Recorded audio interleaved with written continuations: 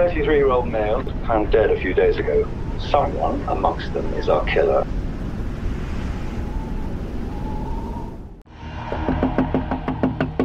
Two loving parents found dead in their home, each killed by a single gunshot. I would never have thought such unimaginable terror could happen to such a lovely family. Was it a murder followed by suicide, or a calculated execution?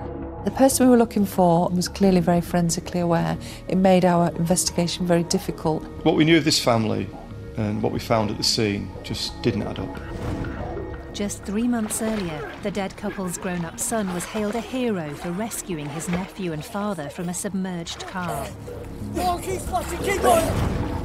Although the close-knit family had survived this horrific car accident, they would soon be torn apart forever. For something like that to happen to such lovely people, it's just shocking, terrible. It's the worst thing I've heard.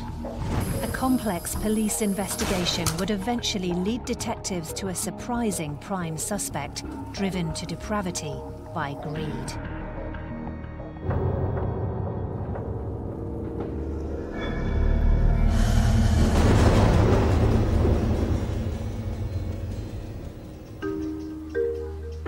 Timperley in Altrincham, Cheshire, a suburban commuter village on the southern edge of Manchester. Timperley is a small village situated on the outskirts of Greater Manchester, close to the Cheshire Belt. In general, it's a low-crime area. It became home to Robert and Patricia Sedin, who married in 1966 and settled here to raise their son Stephen and his younger sister Leslie. Bob worked for British Airways at ground maintenance, liked to laugh, but he got on with his job. He did all the jobs that we did at the time, which was pushback, meeting the aircraft in, putting ground power on the aircraft. So anything that was required, Bob would do. I know Pat was a cleaner, and Bob used to tell me all the time that, you know, he didn't have to worry about the house when he got back, because it was always clean. Bob and Pat both worked hard, but they also liked, you know, their own time, so they'd have friends round and play cards at home, and they did that on a regular basis. They enjoyed that. Bob's favourite pastime was crown bean bowls. He just used to love playing with bowls. All he ever talked about was bowling. Bob was quite private, but, you know, we'd talk about his family a lot. He loved his family. In 1975, when Leslie was about 7 years old, she became ill. Her condition deteriorated and she started suffering convulsions. Doctors diagnosed her with having epilepsy. Bob loved his children, but particularly Leslie. There was a special bond there between those two. He used to tell me about that all the time. As Leslie grew up, she adapted well to the epilepsy, and that didn't take a smile off her face. She was a bubbly, jolly young lady. In contrast, Bob and Pat's eldest child, Stephen, was difficult as a teenager. He got involved with the wrong crowd. When Stephen was growing up, he started getting friendly with some people who were into low-level crime, taking bites, you know, little things from the house, and yeah, he did get into trouble with the police. Pat and Bob found it difficult to keep Stephen under control. Due to Leslie's epilepsy, a lot of attention was drawn to help her, and Stephen, at the time, obviously didn't like it and decided that he wanted to look elsewhere. Stephen's persistent offending landed him in more and more trouble with the police, which didn't sit well with Bob. Even though Stephen had taken the wrong track at the time, Pat was very close to Stephen. Stephen, what have you done? Oh, come here. She would have forgiven him for anything.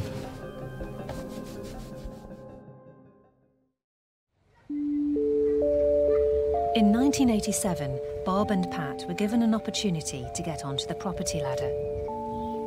Bob's mother had recently passed away. She lived in nearby Sale. Keen to keep her house in the family, Bob and Pat decided to buy it. Leslie also moved house with her mum and dad. And Stephen, now in his early 20s, moved into a flat in Manchester. When Stephen got to the age of 20, he seemed to start to turn his life around, going into the business world. Along with a friend, he decided to set up a consultancy company. Have a good day. And business seemed to be going from strength to strength. Another happy customer, big man. Well, part of the day's work. Good lad. Bob and Pat were over the moon with the fact that he had such a good business going. Bob and Pat were really proud of what Stephen had achieved, and I know Bob used to tell me he had quite a few nice cars, which made me jealous. His company involved contacting small businesses and offering to source European and national funding grants for them for an upfront fee of £300. The business was so successful that after only 2 years, £5 million had been collected in upfront fees. We will make this happen for you and you will not be disappointed.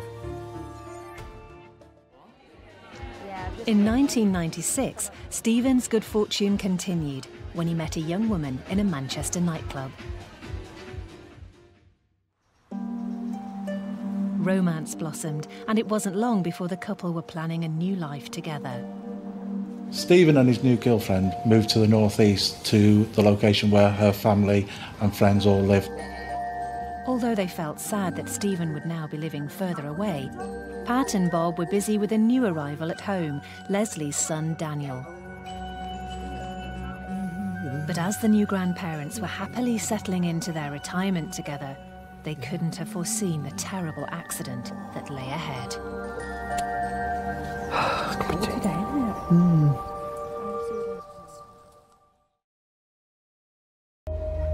In 1996, Bob and Pat Sedin were living in Sale, a leafy commuter suburb south of Manchester. Their 20-year-old daughter, Leslie, who had epilepsy, lived at the family home and had recently given birth to a son, Daniel, who was born with severe learning difficulties. The couple's eldest son, Stephen, had now settled down in the northeast with his wife. They had started a family of their own, and Stephen's consultancy business was still proving to be successful. Stephen's business took off and was doing really well. He seemed to be making a good go of it and becoming a high flyer in the business world. Bob and Pat couldn't have been any prouder. But all was not as it seemed.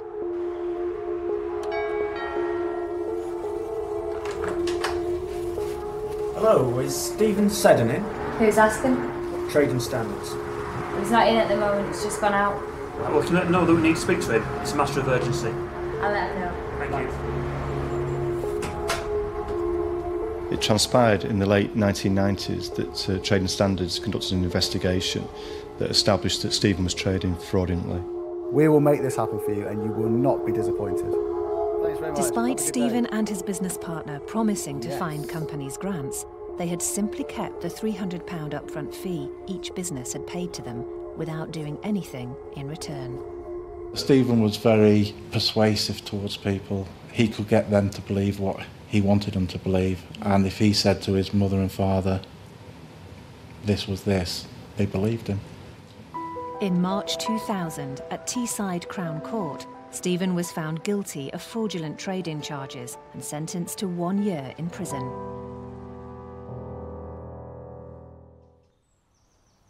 Eight years passed by before the family was hit with tragedy. Is Leslie not up yet? On the morning of September the 7th, 2008, Pat realised that her daughter Leslie had not come downstairs for breakfast. With Leslie not being downstairs, Pat went upstairs and walked into the bedroom. Leslie? Come on, sweetheart, we're all waiting for you.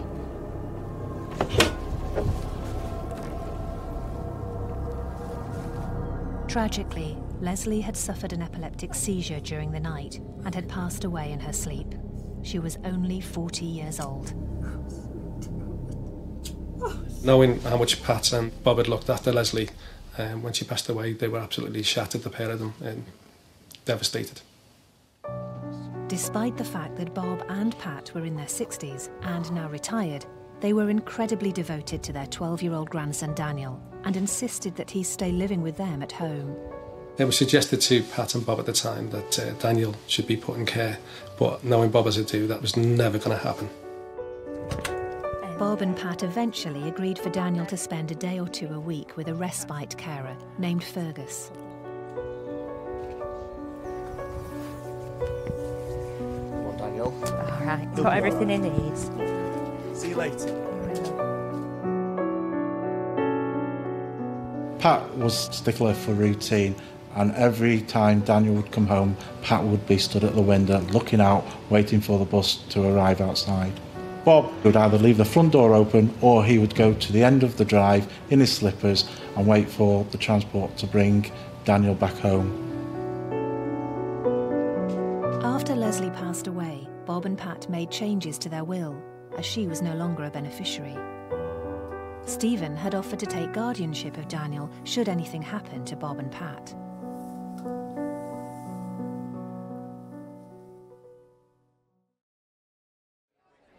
After coming out of prison, Stephen, who was also using the alias of Nick Sedin, tried his hand at several jobs. Unfortunately, he couldn't hold any down, and in 2011, he was unemployed. With 3 children to support, he turned to his parents for financial help. Bob had released equity from his own home to provide his son and his family with a house of their own. And he'd given £22,500 for deposit on their home and £23,000 cash for Stephen to get him back on his feet. No matter how upset Bob and Pat had been with Stephen, he was now their only child, and they were happy to help him. They loved spending time with their grandchildren, so wanted to make sure they were provided for. In March 2012, Stephen invited his parents and nephew out for a meal. He hired a car from the northeast and drove 140 miles to Sale. He said he wanted to thank his parents for their generosity and to belatedly celebrate Mother's Day.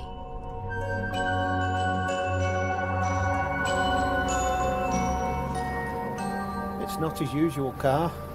Looks lovely though, doesn't it? You all right, everyone? You look great, love. How are you? Yeah, not bad, Mum. Are you all right? Come on then, we haven't got a lot of time. Okay. You all right, Dad? All right, son. Yeah, not so bad. You all right, Daniel? Yeah. Oh, good. Right.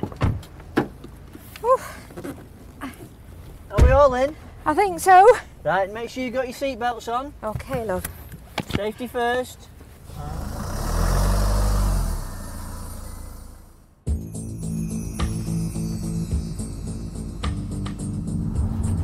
Where's your car then, Stephen? Nah, just nothing serious with the car. Just it's in the garage at the moment. Just bad timing with today, you know. It's a nice car though, isn't it, love? But on the way to the restaurant, disaster struck.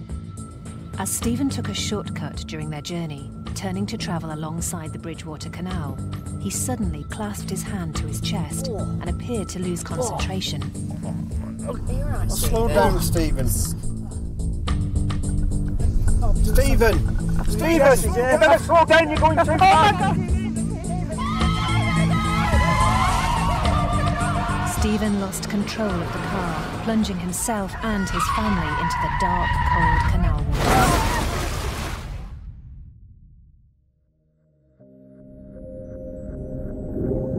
Hello? Hi, I'm driving up Canal Road in Timpley, in Manchester, and a car has just driven into the canal. Okay. Is anybody inside, can you tell? Well, no one's got out. They literally drove towards me and they sort of didn't stop and then they veered off and gone into the canal. The police received a call to say that a car containing passengers had plunged into the canal in Timpley.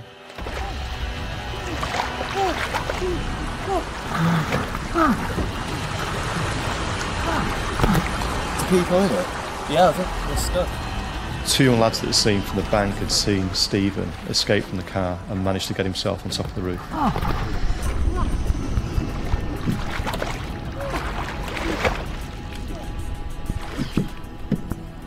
The 2 young boys that were at the scene saw Stephen clamber onto the top of the car, and then they saw him try to smash the car window with his feet.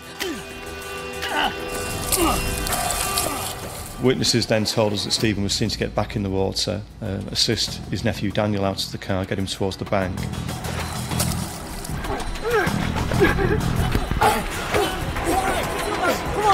That's it! Go on, keep splashing, keep going! Keep going!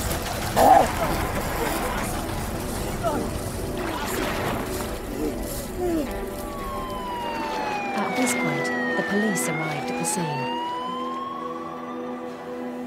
He then returned to the car, helped his father get out of the car. At this point, the police took over the rescue of his father, threw him a line and got him out onto the bank.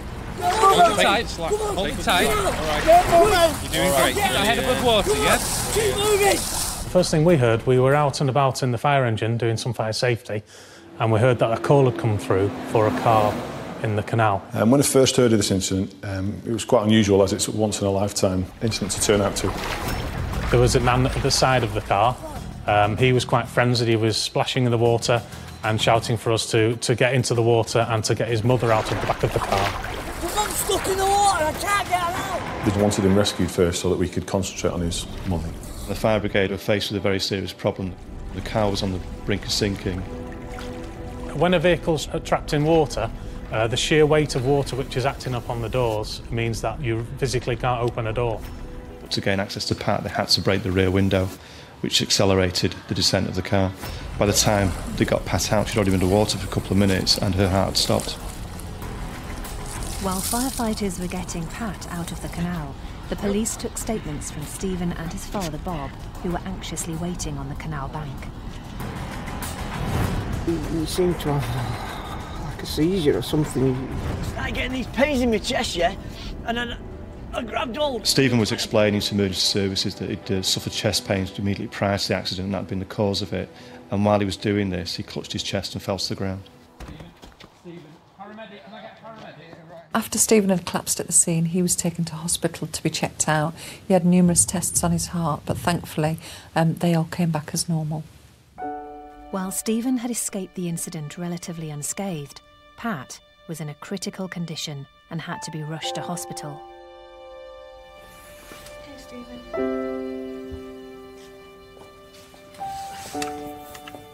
You all right, Mum? Stephen. Despite Pat dying at the scene, I'm happy to say that she made a full recovery. Within the matter of a few days, the family were back together at home. A lot of this was due to Stephen's actions, rescuing his father and his nephew. You saved your family, didn't you? Stephen was hailed a local hero.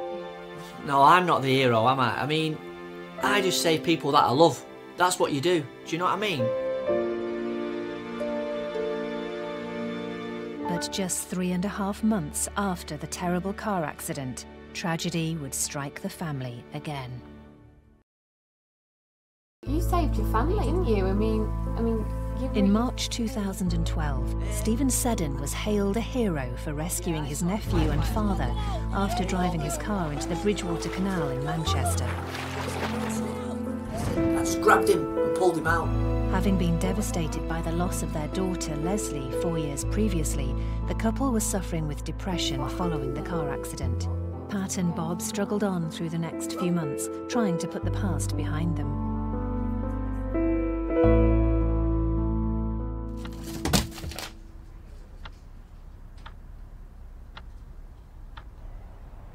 In July 2012, Daniel's respite carer, Fergus, arrived at Bob and Pat's home to drop Daniel back, but found there was no answer.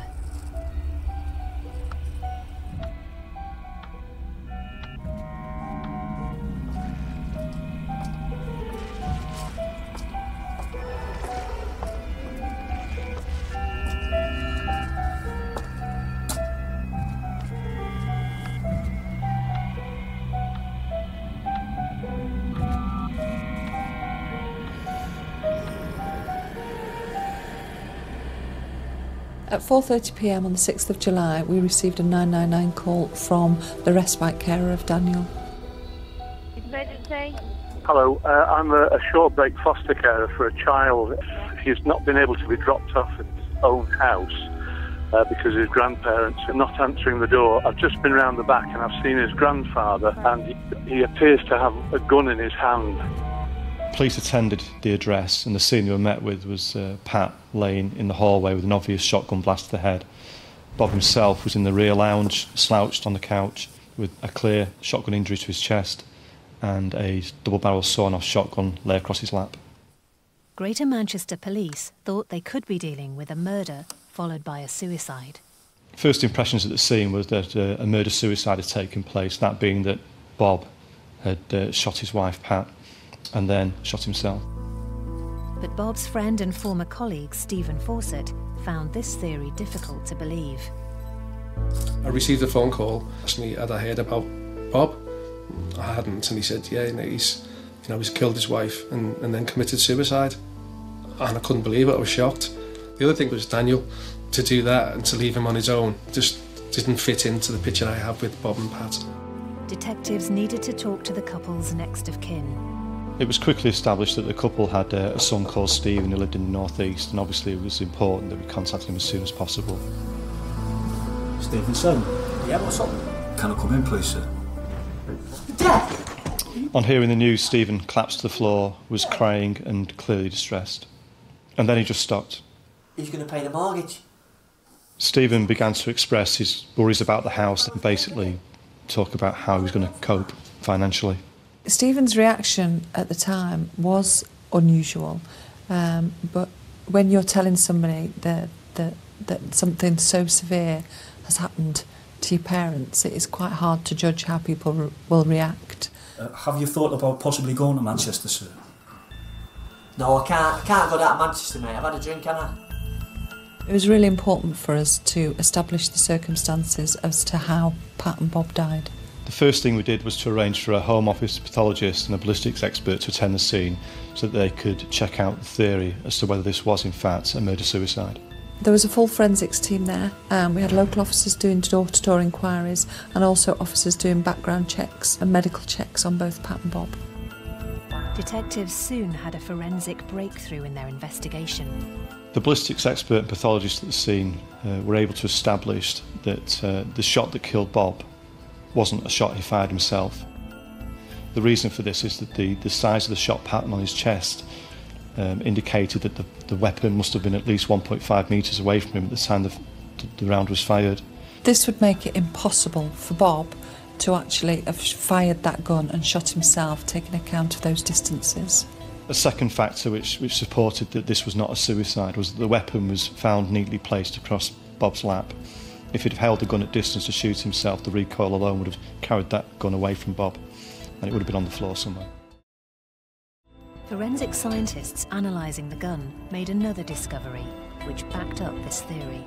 We had two people who'd been killed, and within the shotgun we had one fired round, one unfired round. And there was no other fired round in the building. Extremely thorough search of the whole property then commenced, looking for this fired shotgun cartridge, and it could not be found anywhere. Whoever had done the killing had removed that shotgun cartridge when they left the scene themselves. We'd gone from what we thought was a domestic suicide situation to a double murder with an offender out there on the loose. Hi, it's on me. Interesting one. Whilst making routine inquiries, officers spoke to Bob's GP, who informed them of a conversation they'd had during a recent appointment. Hello there, Bob. Hello, Doctor. Take a seat. The doctor realised that there was something that's wrong. Bob actually said to him, "You would not believe me if I told you." And Bob went on to say there were things about that accident that made him really, really concerned. One of them was that he'd had a crook lock in the car with him when this was a brand new car that wouldn't have needed such a device. Bob had said that on a recent visit to his son's house in the northeast, he'd noticed a saved documentary which showed you how to get out of a submerged vehicle. The doctor pressed him, and Bob said to him that he thought his son had tried to kill him in the accident in the canal in March. The doctor found Bob's concern really difficult to digest, but he could see that Bob was very, very distraught by it all. This was of great significance to us. Stephen, for the first time, became to look like a potential suspect. We then instructed police in the northeast to arrest him, and he was brought down to Manchester. Stephen Sedin. Yeah, what's up? I'm arresting you on suspicion of the murder of Robert and Patricia Sedin. That's my parents, man. I wouldn't do that. You got it all wrong. Stephen was taken to Pendleton police station, where police had just 24 hours to question him. Once we'd decided that Stephen Sedin was a suspect in this, as soon as you declare that and arrest someone, that sets our clock ticking. The pressure was on to get lines of inquiry in so it would be well prepared for the interview process when he landed. It became quite crucial to the investigation that we established a time of death for Pat and Bob so that we could then work round where Stephen was at the time of those deaths. We'd already established that Bob had visited his GP on Tuesday the 3rd of July, and from our inquiries locally, what became really apparent was that this was a couple with a very definite set routine, day in, day out. And what part of that routine was that on Wednesday night, Bob would put the bins out for collection on the Thursday, and that hadn't happened. Pat would do her washing every day. She would put her whites out first. Then once she'd brought them in, she would put her dark washing out. On the Wednesday, the neighbours would say that they saw Pat put her white washing out in the morning, but they never saw her put out her dark wash. Extensive CCTV inquiries were then commenced, and one of these led to the recovery of footage on a local chippy where Bob could be seen at 5 minutes past 12 on Wednesday the 4th of July, buying what we believe was probably his last meal, the fish and chips. As part of the proof of life inquiries, we looked at the telephony around Bob and Pat's home phone. What became apparent was that Bob had a phone call from social services when he returned from the chippy, and that ended around about 12:24 that day. The first unanswered call comes in at 16:21. An unanswered call doesn't necessarily mean that somebody's died, but it certainly gave us a window to concentrate on. At this point in the investigation, we knew how Pat and Bob had died, where they'd died, what time. What we didn't know was why they'd died. During the interview process, Stephen was asked why his father would have said these things to his doctor, and he simply answered. No comment.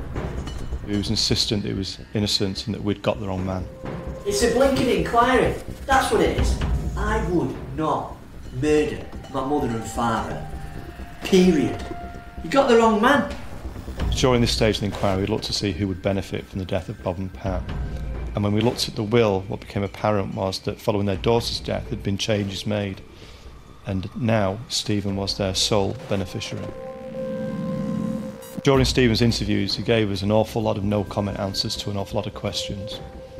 But one thing he was happy to talk about was his movements the week his mum and father had been murdered. And I did actually go to the ring. Stephen told investigators that he took his family to a caravan park in Fleetwood on Monday the 2nd of July, approximately 2.5 hours drive from where they live. On the Tuesday night, Stephen remembered that he needed to sign on at the job centre and see him, so he left Fleetwood early Wednesday morning to travel back home.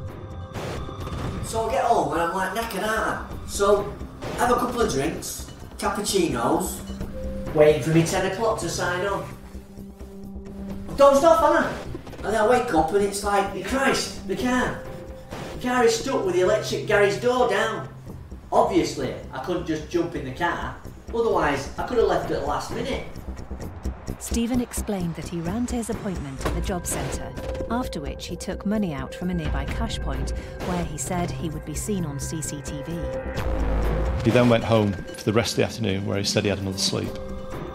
When the electricity was turned back on later in the evening, he was able to recover his car from behind the gate, go to a local shop, buy some beer, and then drive back down to Fleetwood to rejoin his family. This meant that Stephen had an alibi from first thing in the morning, from going to the job centre and to the cash point, to buy the Chinese beer in the afternoon and going to Fleetwood. What he didn't have was an alibi between the two times, which was around 11 and 4:30. The police carried out inquiries on Stephen's mobile phone. And what it showed us is that Stephen's phone was in Siam all day. This put a question mark over him as a suspect in his parents' killing. At this point, Greater Manchester Police had no evidence to place Stephen Sedin at the scene of the crime in Sale. In fact, it appeared he was 145 miles away in the northeast and without access to a car. Working with the police in County Durham, officers were tasked with verifying Stephen's alibi for Wednesday the 4th of July. Detectives started gathering CCTV footage together. They were able to determine that Stephen did indeed leave the caravan site in Fleetwood early on the Wednesday morning, as he had said. And from speaking to staff at the job centre, they corroborated Stephen's account that he had been in Seaham for his appointment at 10 a.m. and that he'd arrived out of breath because he'd had to run to get there on time. We then had a breakthrough. When officers viewed the CCTV footage from the Seaham Job Centre, on one camera you could see in the distance a car pull up and someone emerge from that vehicle and start making their way towards the job centre. On another camera we then see a person who's clearly Stephen Sedin entering the building. What was interesting was that when Stephen left the job centre, he was last seen heading off in the direction of that car. And very shortly later that car is then seen to move off. If Stephen was using a car that day, we needed to know which car it was. Unfortunately, the footage was not of a quality where we could identify the vehicle, but what was apparent was that a bus had driven past whilst he'd been in the job centre. We were really pleased to see that the CCTV in the bus had captured an excellent image of this vehicle. The only negative aspect of the CCTV footage from the bus was that we couldn't make out the number plate, therefore we weren't able to run it through our systems. What we could clearly see was that this was a 3 Series BMW in blue, and what we really needed to establish was this vehicle connected to Stephen Sedin. Police began questioning Stephen's family and friends in Seaham to gather more information. Part of the inquiry up in the northeast was to speak to all of Stephen Sedin's family. Can you tell me when you last saw him? Whilst interviewing his brother-in-law, he actually mentioned to us that on the morning of the 4th of July, Stephen had called at his house and asked him if he could borrow his car in order for him to go to the job centre. One of the officers was very interested to see that this particular person owned a blue 3 Series BMW. This was a pivotal moment in the inquiry because despite Stephen telling us on interview that he didn't have access to a car, he clearly did. The police knew that to drive from Seaham to Sale in Manchester would take around 2.5 hours. What we could establish was that Bob and Pat were probably killed between 12:30 after the last phone call received by Bob and 16:21, the phone call that was never answered. This is what we would call our window of opportunity. If we couldn't place Stephen Sedin, or the vehicle that Stephen Sedin had access to, in the Sale area at that time, our own inquiries would ultimately alibi him out as a suspect. Investigators searching for the killer of Bob and Pat Sedin began to trawl through CCTV footage and automatic number plate recognition systems in both the northeast and around the Greater Manchester area. What we were able to find is a vehicle similar to the blue BMW coming along Manor Road, which is close to Pat and Bob's home, at about 13:35 hours. We then found some further CCTV. This was at 13:59 hours, and this was coming away from the family home of Pat and Bob. At 14:03, the vehicle went past the convenience store again. And then I got the phone call to say that the automated number plate recognition system had picked up a BMW that had gone from the northeast to the Greater Manchester area, and this was within our time frame of the killings. Discovering that Stephen was the sole beneficiary of his parents' estate, the inconsistencies in his interviews, and the evidence placing the blue BMW in the Manchester area during the window of the murder was enough for Greater Manchester Police to seek charges against him. But they needed more evidence to secure a conviction. All throughout the investigation, one of the things that we couldn't dismiss at all was what Bob had told his doctor. Was it a very freaky set of events, or was it actually Stephen Sedin's first attempt at killing his parents? There were certainly a number of inconsistencies that hadn't been considered previously, which we now concentrated on. The female witness who phoned 999 said she thought a joyrider was driving towards her because of the speed at which the car was travelling. But Stephen claimed he had lost control of the car because of the sudden chest pains he was having, so it's conceivable that he might have been driving erratically before crashing into the canal. It emerged that Stephen had carried a knife in his pocket, which he used to cut himself out of his seatbelt. He'd also brought a crook lock in the car with him that night, despite being in a hire car which had an immobiliser alarm. He was able to use the lock to smash his way out. But for some reason, didn't use either device as a way of helping others out of the car. The schoolboys who had watched in horror at the side of the canal claimed they had to scream for Stephen to get off the top of the submerged car because he was causing it to sink further. And when Stephen was stood on the side of the canal, he relived the accident before appearing to faint.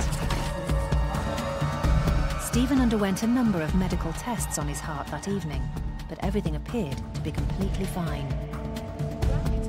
Part of our investigation into the canal incident was to speak to the car hire company. We were able to establish that Stephen had not only hired a BMW, but a couple of days before he'd hired another vehicle as well for a family party.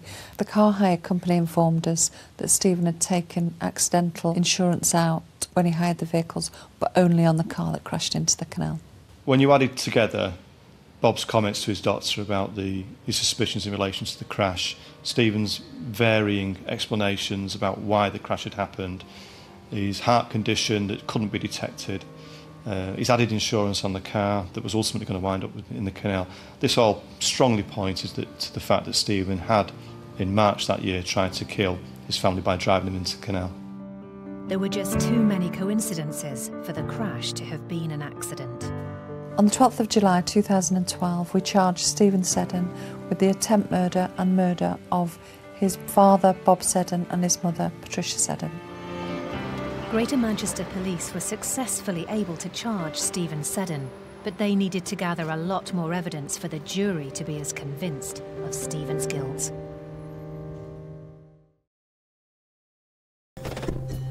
Police investigating the deaths of Bob and Pat Sedin had charged their son Stephen with their murders, along with an earlier attempt on their lives when Stephen crashed the car they were travelling into the Bridgewater Canal.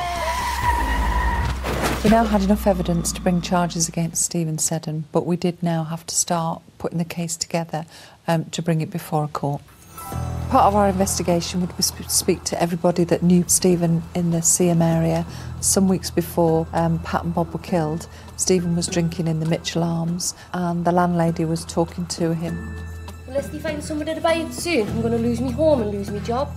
Hearing about this opportunity, Stephen decided he would like to buy the Mitchell Arms in Seaham and try his hand at being a landlord.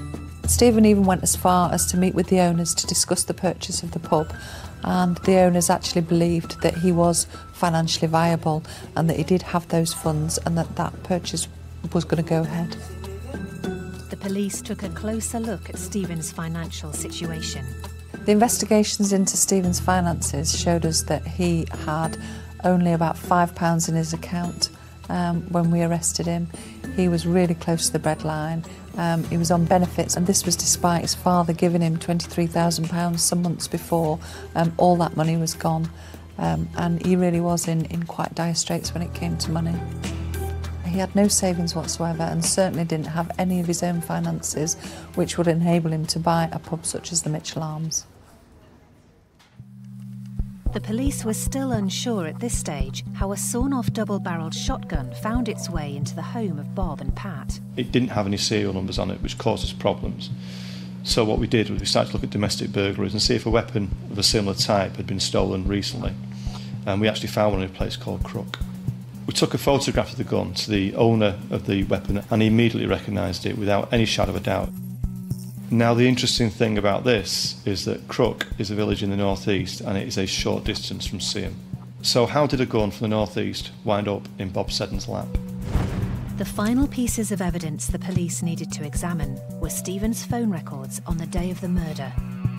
From telephone records we can tell that Stephen rang the home of Bob and Pat that Wednesday morning. We'll never know what was actually said in that conversation. What we suspect happened was that Stephen made that call simply to ascertain that Bob and Pat were at home and what their plans were for that day. When we were investigating the phones, one of the things that really concerned me was the fact that his phone was in Seaham and we'd been able to establish that that phone had possibly been answered. This was an area that when it went to court he could use as a defence to say that my phone was in Seaham, it was answered and I answered it. Stephen was getting an awful lot of texts and calls, which was usual for Stephen. What was unusual was that these were going unanswered, all but one. And what was troubling for us is that we knew at that time the phone was in Seaham and we believed that Stephen was on his way, travelling south to kill his mum and dad. So how was that phone answered if Stephen wasn't with it? What was also interesting was that a lot of these unanswered calls were from loan companies, and as it transpired, the one that had been answered was from a loan company. We found out what the businesses were and obviously asked them if they had recorded these calls, which thankfully for us they had. At this point, Stephen was regularly using the alias Nick Sedin.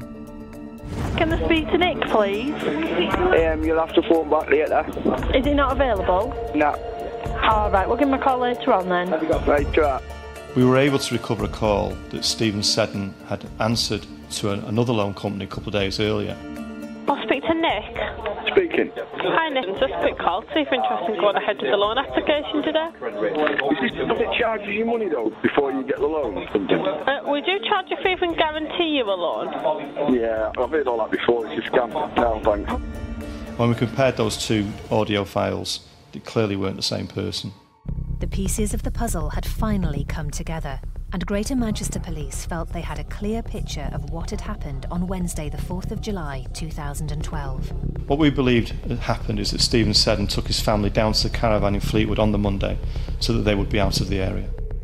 Stephen knew that it had to be in Seaham to sign on the Wednesday morning, and he also knew that the electricity company were going to turn the power off that day because he received a letter some weeks earlier telling him that. He parked his car behind the electric garage gate, knowing it would be trapped inside. Despite Stephen telling us that he had no vehicle, he borrowed his brother-in-law's car, which he took to the job centre. CCTV footage showed Stephen drawing cash out of a cash point. The BMW was then picked up on CCTV, driving towards another family member's address, where Stephen planned to leave his mobile phone. He then drove down to Manchester, taking a detour on the way to buy the gun from an associate. He arrived at his mother and father's address at approximately 13:40 and crept through the back door. He aimed the gun towards his father, and before he had a chance to get out of the chair, Stephen shot Bob in the chest. We believe his mum was hoovering upstairs at the time, and having heard the noise, made her way downstairs to investigate. Bob? Meanwhile, Stephen reloaded the gun, removing the empty cartridge which he kept hold of. He then confronted his mother in the hallway. Oh my God, no! Stephen then placed the gun in his dead father's lap to give the impression that it had been his father who had fired the shots. Stephen then left the house and drove back up to Seaham. Having arrived back in Seaham, Stephen had travelled to a local retail park where he met up with a family member to recover his phone. He returned home, by which stage the electricity was back on and he recovered his car from behind the electric gate. He's then seen to go towards a store where he buys some beer, and he's seen on CCTV chatting on his phone. He stopped at a petrol station to get petrol before carrying on to Fleetwood. Stephen's trial began on the 20th of February 2013 and was held at Manchester Crown Court, where he pleaded not guilty. His explanation for being in Manchester on Wednesday the 4th of July was that he was on a drugs run near to his parents' house at the time they were murdered. This is a really difficult case because you have to convince 12 people on a jury that a son could murder their mother and father, and the motive being money. Stephen Sedin was a salesman, he was a con artist, he manipulated people, and it was a worry that he'd be able to convince enough jury members that he was an innocent man. 35 days after the trial began, the jury made their decision. After 18 hours of deliberation, the jury found Stephen Sedin guilty of the murder and attempted murder of his parents. He was given a 40-year minimum sentence without parole. When the guilty verdict came back, I was very, very pleased. He really did think he was smarter than the police and he was going to get away with this. Stephen is money, money, money. All he wants is money. Money, as they say, is the root to all evil. In this case, it shows. Had Stephen got away with this crime and pocketed the money from his parents' estate, how quickly would that have lasted him? And if he spent it at the rate he'd spent money that his father had gave him, within 18 months, 2 years, he would have had nothing left. And despite resolving the case, detectives were still left with a final concern for the elderly victims. We hoped that at the time they were killed, Bob and Pat didn't understand who was doing this to them, that he wore a mask or a balaclava or whatever. Because I thought that they, at that moment, recognised their son as the person behind the gun is horrific beyond words. Bob and Pat, they were lovely people, worked hard all their lives, looked after, all the family. And for something like that to happen to such lovely people, it's just shocking, terrible. It's the worst thing I've heard.